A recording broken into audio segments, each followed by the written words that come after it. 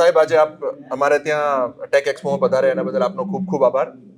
એક ગુજરાતી તરીકે સાહેબ, આજે આ જ્યારે ટેક એક્સપો અમે યોજી રહ્યા છીએ, ગુજરાતનો પહેલો એવો ટેકનોલોજીકલ એક્સપો, તો ટેકનોલોજી બાબતમાં આપનો શું અભિપ્રાય રહ્યો? કેવો આપને ટેકનોલોજી એક્સપો લાગ્યો?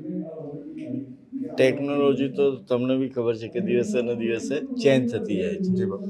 અને જે એક્સપિરિયન્સ તરીકે તો બહુ સારો એક્સપિરિયન્સ રહ્યો, અને જે રીતે તમે નવી નવી ટેકનોલોજી લાવી રહ્યા છો, અને ફર્સ્ટ ટાઈમ તમે એવું બતાવ્યું કે ભાઈ ગુજરાતની અંદર પણ આટલી બધી સારી કંપનીઓ છે, અને જે ફોરેન બહારની કંપનીઓનું કામ કરે છે, એબ્રોડની ના, એ આ બહુ ઓછા લોકોને ખબર હતી.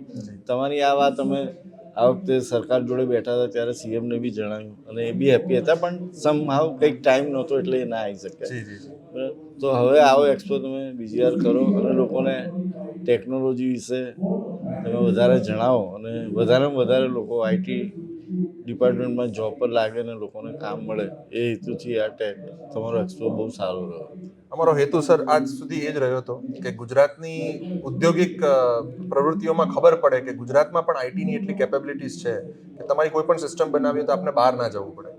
એની સાથે સાહેબ આજે એ પૂછવું હતું કે આ એક જાણીતા નામાંકિત ઉદ્યોગપતિ તરીકે વર્લ્ડમાં જ્યારે જોઈ રહ્યા હોય ત્યારે આજે તમે ગુજરાતની અંદર આવડા મોટા લેવલે ટેકનોલોજીકલ વસ્તુ જોઈ રહ્યા છો, તો તમને શું લાગે છે આવનારી પેઢી માટે ટેકનોલોજી કેટલી કારગર થઈ શકશે? ઓલરેડી અમે તો ટેકનોલોજી ફિલ્ડમાં છીએ જ.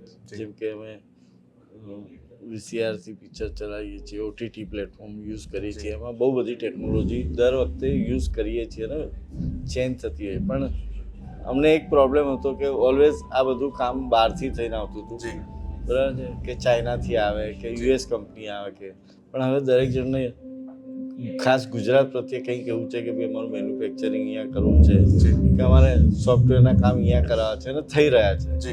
તો આની અંદર તમે જે કામ કર્યું એક અલગથી સફળ કહેવાય ને, જેની ભાષામાં કે સફળ એક્સપો, અને સફળ ગુજરાત માટે એક એવું કામ કરવા જઈ રહ્યા છે કે સફળતાના શિખરો હવે પછીનો જે ટાઈમ છે ગુજરાતનો રહેશે, ટેકનોલોજીનો રહેશે, એની અંદર તમે એક નવું નજરાણું લોકોને આપ્યું છે.